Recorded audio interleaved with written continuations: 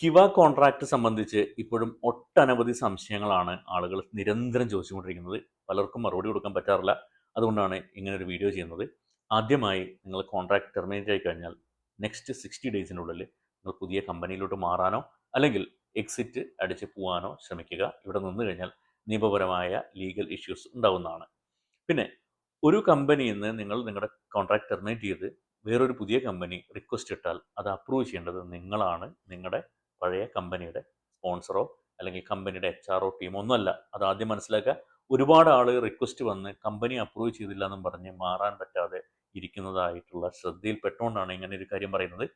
2 ദിവസം മുന്നേ കഴിഞ്ഞ ആഴ്ച ഒരാൾ എന്നെ വിളിച്ചിരുന്നു. അദ്ദേഹം കോൺട്രാക്ട് ടെർമിനേറ്റ് ആയി, എന്നിട്ട് പുതിയ കമ്പനി റിക്വസ്റ്റ് ഇട്ടു. പക്ഷേ പഴയ കമ്പനി അപ്രൂവ് ചെയ്തതൊന്നും മാറാൻ പറ്റിയില്ല എന്ന് പറഞ്ഞു. ഞാൻ പറഞ്ഞു, പഴയ കമ്പനിയല്ല, നിങ്ങളാണ് നിങ്ങളുടെ കിവ കോൺട്രാക്ട് അപ്രൂവ് ചെയ്യേണ്ടത്, കിവ പോർട്ടൽ ഓപ്പൺ ചെയ്ത് അപ്രൂവ് ചെയ്യേണ്ടതെന്ന് പറഞ്ഞപ്പോഴാണ് അദ്ദേഹത്തിന് അതിനെക്കുറിച്ച് മനസ്സിലായത്. നമ്മുടെ മലയാളികൾ പലപ്പോഴും ഇതിനെ ഉൾക്കൊള്ളാത്തവരോ അതല്ലെങ്കിൽ ഇത് ശരിയായിട്ട് മനസ്സിലാക്കാത്തവരോ അതല്ലെങ്കിൽ മറ്റു ചിലർ ഇതിനെ മിസ്ഗൈഡ് ചെയ്യുന്നുണ്ടോ എന്ന് എനിക്ക് പലപ്പോഴും തോന്നാറുണ്ട്.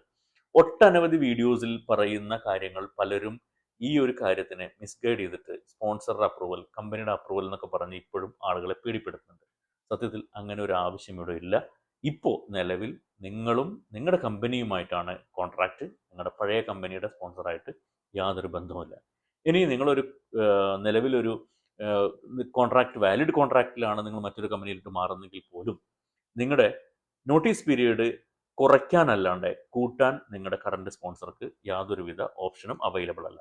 അപ്പോൾ നിങ്ങൾക്ക് 60 ഡേയ്സ് വരുന്ന ഓട്ടോമാറ്റിക് വരുന്ന നോട്ടീസ് പീരീഡ് വേണമെങ്കിൽ അദ്ദേഹത്തിന് 30 ഡേയ്സോ 10 ഡേയ്സോ 1 ഡേ ഒക്കെ ആക്കാം. അതിലപ്പുറം 60 ഒരു ഡേ പോലും അങ്ങോട്ട് ഇൻക്രീസ് ചെയ്യാൻ 61 ഡേയ്സ് ആക്കാൻ അദ്ദേഹത്തിന് പറ്റത്തില്ല എന്ന് ആദ്യം ശ്രദ്ധിക്കുക.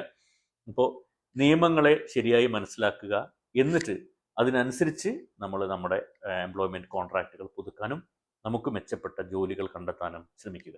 Thank you.